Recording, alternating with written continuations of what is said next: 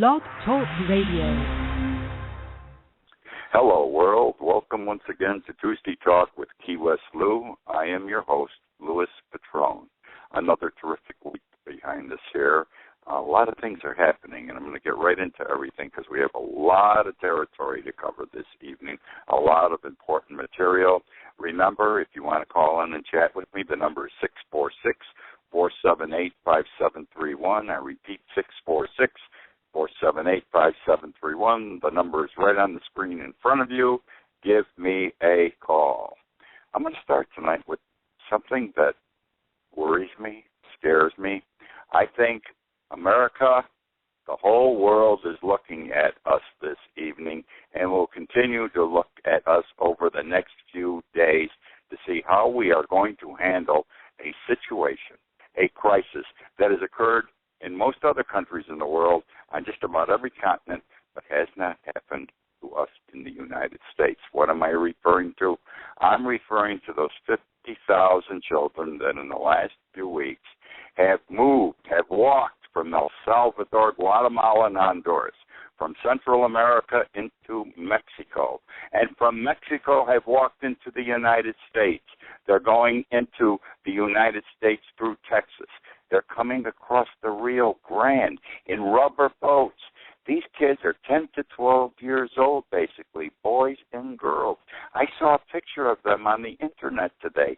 These are kids. These are my grandchildren and your grandchildren and your children. Most of them are in that 10 to 12 range. Some are as young as 4 years old. Some as old as 16 or 17. But most of them are, 12 years old. And they walked, and they're walking into the United States. And why are they coming here? Well, for two reasons. Some of them are looking for their parents who have come here for a better job but left the kids back home. Others are coming here because they had to get the hell out of Central America. Things are in turmoil. Little wars are going on. Drug wars are going on. Then they went to Mexico. These are just children. They don't have adults with them, and thought they would be safe. And they weren't safe because we all know the drug cartels are fighting each other like hell in Mexico now for several months. Everything is disjointed in Mexico, so they had to get out of there. And they walked from Mexico into the United States. They crossed the Rio Grande River. They didn't have adults shepherding them and telling them what to do. They made it on their own. Okay, what are we going to do now? We've got them here. We know Texas doesn't want kids. We know Texas doesn't want any immigrants. We know Arizona doesn't want immigrants. Put that aside. This is us now. There is a crisis. And how are the people of the United States going to react? This has happened in many African nations, in Libya, Angola, everywhere else. It's happened in Europe. Europe is flooded with immigrants from Syria, Afghanistan. They just walked across the mountain to another country looking for security, for safety, for food, just as these kids have done. And we help them. We're always sending money over immediately. We're sending plane loads of food and water and tents and portable toilets and everything. We're sending doctors and nurses. Now it's in our country. Are we going to take as good care? We should take better care of these kids because they are here. What I fear and what I'm afraid of, we're going to have another Katrina here, just as they did in New Orleans, which was a disgrace. It was a blot on the reputation of the United States. We could not take care of our own there when we had to. And I'm wondering, even though those kids aren't our own, children belong to everyone. These are the children of the world. And how is our country going to react? It's expected that this is going to continue. And these kids are just walking across the border. No one's stopping them. They're just walking across anywhere they can. They're crossing the Rio Grande. And it's anticipated it's going to be 70,000 or 90,000 soon. Are we going to be what we're supposed to be and do the right thing? I'm not quite sure what it is, but I know this. We have to take care of them. All right, I'm going to move on now to something else that sort of involves kids, and I think is quite important. Do you know whose birthday it was yesterday? It was Donald Duck's 80th birthday. You heard me, Donald Duck. And I think Donald Duck is important to this country also. I, for one, will speak. I grew up with Donald Duck, Mickey Mouse, Pluto. I'm going to be 79 in 3 weeks. Donald Duck was 80 years old. We grew up together. And what am I a little disturbed about? Well, I didn't know it was Donald Duck's birthday when I got up yesterday morning. Why would I know? I remember my children's birthdays, my former wife's birthday, my father's birthday when he was alive, my mother's birthday. Sometimes I forgot, but generally I remember. There's no reason for me to know Donald Duck's birthday. It'd be like me knowing your birthday. To the media, they tell me that today's Donald Duck's 80th birthday. Do you know what I discovered yesterday? I looked at the Key West Citizen. No mention of Donald Duck's birthday. I write for Conch Life. Once a week, I write a column for a local newspaper. This local newspaper also has on the Internet every day news. They call it Conch Life E-Blast, and it's on the Internet. Nothing about Donald Duck's birthday. I looked at the New York Times. I subscribe to all these things on the Internet, by the way. I went to the New York Times. No mention of Donald Duck's birthday, except the New York Times puts out a little blurb here and a little blurb there that isn't part of the daily paper, but it's a news report. And they had a small news report I came across saying today's Donald Duck's 80th birthday. Now, how did I find out? Well, when I'm driving around, I listen to Sirius Radio. And I generally listen to Station 5 or Channel 5 and 6 because that's my times, folks. 5 is my college and law school years, and 6 is my time, the 1960s, when I was starting practicing law and raising a family. And I enjoy this music. It's understandable. And on channel Station 6, while I'm driving around yesterday, they said today's Donald Duck's 80th birthday. And I thought that was terrific. And I went back and checked all the newspapers, and it wasn't there. Later on in the day, someone I had mentioned it to called me to say, hey, I was driving around. I had Sirius Radio on, too. I was listening to NPR. And guess what? They announced it was Donald Duck's. The media should have carried it. I'm not making a big deal out of it. But there are important things in life, and they don't have to be heavy to be good things, to be enjoyable things. We should talk about things like Donald Duck's 80th birthday. Okay, now we are going to talk about something that is extremely sad and should burn your butt as it burns mine. It should gall you. It was announced this past week that half of the people in the United States, half of the working population in the United States earns less than $27,520 a year. You heard me. Half of the working population in our country earns basically less than $25,500 a year. Not even a living wage. Half of this country again makes less than that amount. You can't feed a family of 4 on $27,500 a year. You can't pay, even if you live alone, you can't pay a mortgage, a car payment, your health insurance, buy food, buy clothing, the basics of life on $27,500 a year. That's why wives work today. That's why husbands and wives work 2 and 3 jobs, because when you're making measly dollars, like $27,520 a year, that's what you have to do to survive and take care of your family. It is an absolute disgrace, and I'm not telling you anything you don't know. Our middle class is gone. It's gone. And we must resurrect it. We know we let the 1% keep running things and making all this money, it's going to be the end of this country as we know it. Very simple. Russia. I love Putin. I really don't, but this guy's got brass testicles, and he's getting away with murder, okay? You got to admire the guy. You hit him, and you hit him hard. He falls down, he gets right back up, and he hits you harder. We, because of Crimea, Ukraine, we imposed all these sanctions on him that were going to hurt him terribly. And we got some other countries to do it with us. And what happened right away? Because Russia must sell oil and gas. 75% of their gross income comes from the sale outside of Russia of oil and gas.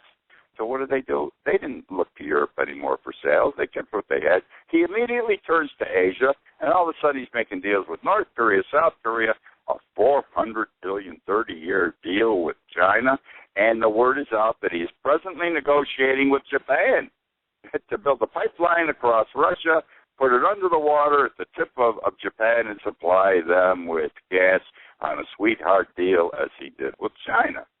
Okay, what else do we do? With these sanctions, we didn't sanction Russia. We didn't sanction Putin personally, but we did sanction, in effect, we tied up the bank accounts in the United States of some the heavy hitters in Russia, the people with money. They couldn't move their money out of our banks. What did Putin do this week? I give this man credit. In the last 2 years, he has had Russia deposit $21.6 billion, okay, in American banks. So American banks got that money to play with, and they love Russia. That's how it's done out there. In the last, this is terrific, in 1 week's time, Putin pulled out 61% of the Russian money from the American banks. He dropped the money in our banks from $21.6 billion to $8.4 billion. He said, you urinate on me, I urinate on you. You spit on me, I spit on you. This is a tough guy. We're not standing up to him right as yet. Which brings me to another point. We have these major corporations who are either American companies or they're foreign companies doing business big time in this country who make billions of dollars and pay very little, if any, money in taxes, and they have money sitting in offshore accounts in the trillions of dollars that haven't been taxed as yet. And who are we talking about? Well, I'm talking now about ExxonMobil, great American company, love these oil companies, and BP, British company, does big business here. The Gulf spill 2 years ago, 3 years ago, the spill that couldn't be capped, the worst spill in history, was BP's fault, okay? You know what they did? They defied President Obama this past week. Both companies signed mega contracts with state-owned Russian oil companies. Most, if not all, the oil companies in Russia are state-owned. Primarily did business with is a company called Rosneft, Rosneft. They signed these big-time contracts. Here we are trying to straighten Putin out, trying to straighten Russia out, trying to correct the Crimea situation, the Ukraine situation, and to stop him from trying to engulf and take over all the other former countries from the Soviet Union. And what do these companies do? Who are making all this money and able to move it out offshore and secrete it and don't pay taxes, because our Congress of the United States over the last 20 years and our presidents passed laws and signed into law legislation that permits them to do it. And so what are they doing? They're looking at us and saying, screw you, we don't care. They're looking at our president and they're defecating on him, ExxonMobil and BP. Which now brings me to another big company, General Motors. I'm upset with General Motors. I'm more upset with the Congress of the United States and how they're dealing with the situation. We know the problem with the ignition switch defect, which has caused 13 deaths and numerous automobile accidents and numerous injuries to people. And they knew in 2001, General Motors, that they had this problem and didn't do anything about it for 10 years, kept putting that ignition switch into cars. Absolute disgrace. Somebody's got to pay for this. Well, they paid him money, their asses. Here's what I got to say about this. They have a new president. Her name's Mary Barra. She appeared before Congress recently, and she said, well, let me tell you, because she just took over there in December, I think, at General Motors. She said, I got wind of this in December. I was not aware of the full implications of the problem, however, till January. She said, but I've done something about it. I've had an investigation made. I brought in an outside source to do it. Yes, a law firm that represents General Motors. I have fired 15 people as a result of this investigation, and 5 others have been disciplined. Now, this report that their attorney came out with, that the cost to repair the defect when it was discovered in 2001, as they were making the cars, was only 90 cents per car. Today, 10 years later, it's only $10. That $10 covers the cost of General Motors buying the part from a third party, sending it to a dealer, the dealer's time, labor in putting it in the car. $10 a car. Well, here's what happened. They knew about this in December. They really knew about it in January. There's no question, based on their own testimony, that they had it down pat by the end of March. This is General Motors. And there were 2.19 million cars involved. And they said, we're going to fix this, okay? And they told Congress, we're going to, because other people had to appear earlier before Congress, we're going to have all the recalls out to the people who bought the cars by March 31st. And we're going to have all the parts available to all our deals by April 7th. Good luck. CNN did a check of 6 major dealerships on April 7th and found none of them had received parts. My concern is this. We were told 2 weeks ago that out of the 2.19 million cars, only 41,000 so far had the defect corrected. We were told that more were not corrected because Delphi, who's the third party who makes the part, couldn't put them all out in time. We were also told by General Motors, a lot of these people get recall notices. They don't do anything with them. I can't believe in this situation that was the case because you're reading about people dying on the highways because suddenly the car locks up. Something's wrong, okay? I think there were BS in the people. Now she goes into this hearing last week, Mary Barra, and she says, you know what? We found more defects, not pertaining to the ignition switch. And I want to tell you something. We're adding that to the list. And as a result, I want to tell you we now have reached not 41,000, but it's 113,000 cars. Still a drop in the bucket when compared to 2.6 million. I think they came up with the extra 600,000 cars with a defect, not the same, because they needed more fixed numbers to present to Congress when she talked. That's how the hell they got in 2 weeks from 41,000 to 113 million. What I'm is that no one in this congressional investigation, no one sitting on there in television land smiling at Mary Barra and are happy that she said, mea culpa, we're sorry, we did wrong, we paid a $35 million fine, which is like them paying $20 for a fine, you and I paying a $20 fine. And they were happy that she was being so cooperative and so open with them. But no one ever asked, why not more cars fixed? We are into the 6th month of the year. A significant number of cars should be fixed, not 41,000 or 113,000, because all these people in Washington can do that we send there, they sit and smile, and they say, oh, there's a problem, and we're going to take care of it, and they don't do diddly-dip, okay?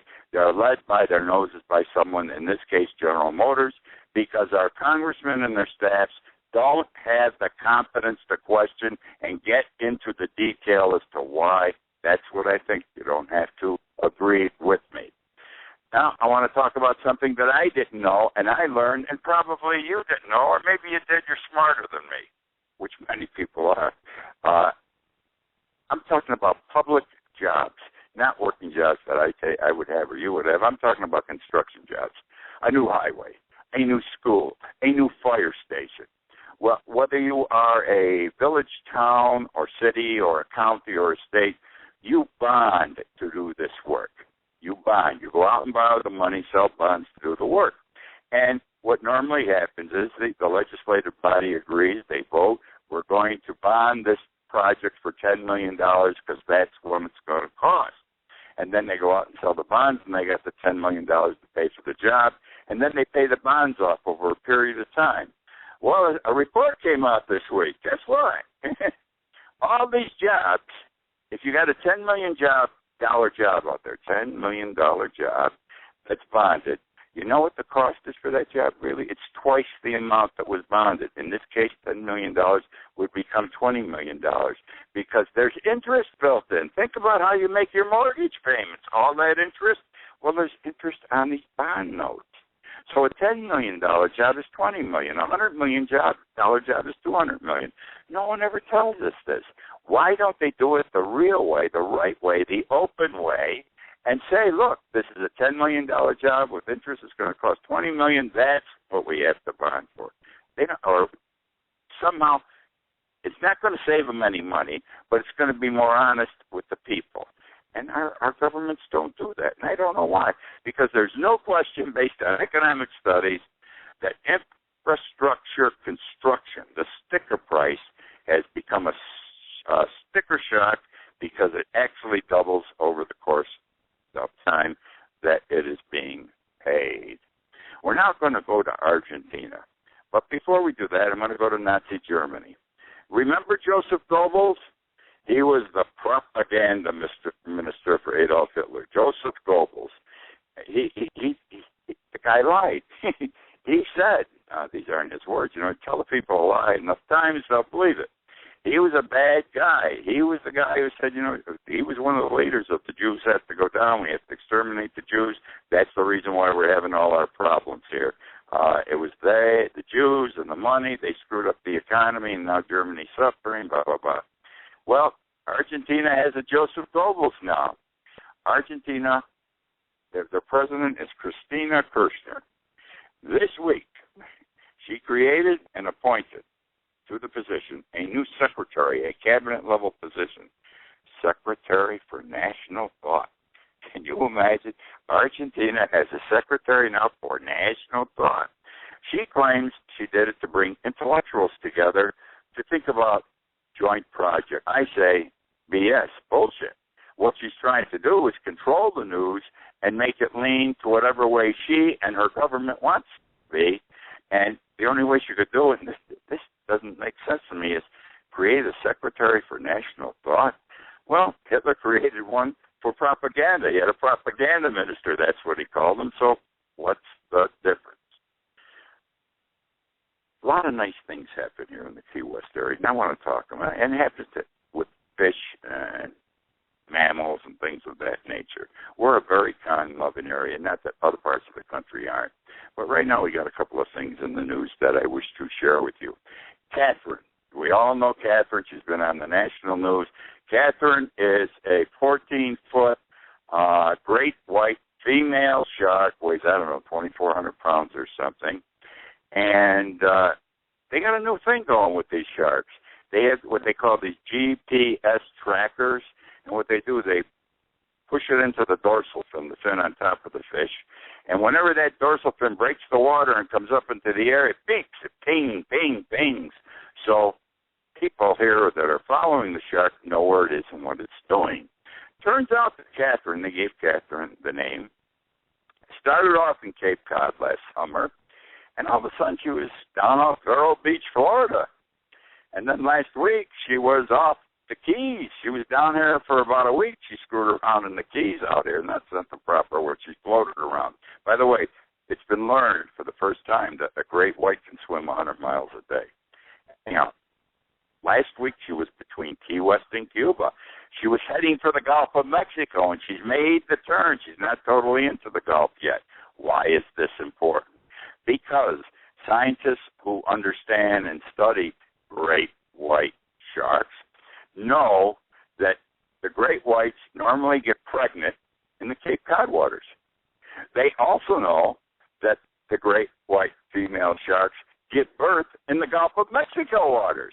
They go there to give birth, which is interesting because they were saying 2 weeks ago that if Katherine didn't continue going around the Keys towards the Gulf and instead went back to north to Cape Cod, that she wasn't pregnant. Now they're pretty certain that she is pregnant. Another thing they learned, and she's doing well, by the way, another mother's doing well, she's not a mother yet, is that they always thought sharks swam in groups and stayed within their group, and there would be many groups of great white sharks. They found that isn't the case, because she left Cape Cod and sent her way to the Gulf of Mexico. She left her group, and the only reason she would have gone back if she wasn't pregnant, to get pregnant up there. Must be that's the place to do it, and doing well. Which now brings me to Yertle and Mac. Yertle, Y-E-R-T-L-E, and Mac. We have a turtle hospital in the Keys, in Marathon, the Marathon Turtle Hospital. We like turtles. We like all kinds of fish and animals down there. It's wonderful, I got to tell you something. Anyhow, 3 weeks ago, it's a turtle hospital on the water, on the ocean. Yertle showed up. They named her Yertle. And she was in bad shape. She ended up in the boat basin of the turtle hospital with a line wrapped around her body, a fishing line. One fin was completely cut off. The other one was cut to the bone. She had other problems, and they didn't think she was going to make it. Right now, as of today, her condition is guarded but improving. She's still alive, and they're hopeful. She's I still got a 50-50 chance of making it. The same day, Max showed up. Max a turtle, too. Max a baby green turtle, and she showed up in the boat basin later the same day that Yergel showed up, and she was wrapped in a fishing line. But her real problem was she has eye problems. She has tumors, can't see. She's not responding well to treatment over the last 3 weeks, and they've called in a veterinary ophthalmologist. Can you imagine a veterinary ophthalmologist coming to Marathon Turtle Hospital to take care, hopefully, of Mac's problems? Why am I sharing this with you? Well, it's a nice thing that we do this, but what's interesting is both of these turtles found their way to the turtle hospital. They found their way to the waters in front of the turtle hospital, in the boat basin of the turtle hospital. This is only the third time in 30 years this has happened this way. The question arises, I'm laughing as I say this because I'm the one who made this up, but I don't know, is it true that now the turtle hospital boat basin has become the waiting room for turtles seeking admission? Whatever. God bless for taking care of Turtle and Mac. Okay, I'm going to talk about the Sudanese woman for a moment, the one who was raised Christian, never knew her father. He deserted the mother. The father was Muslim.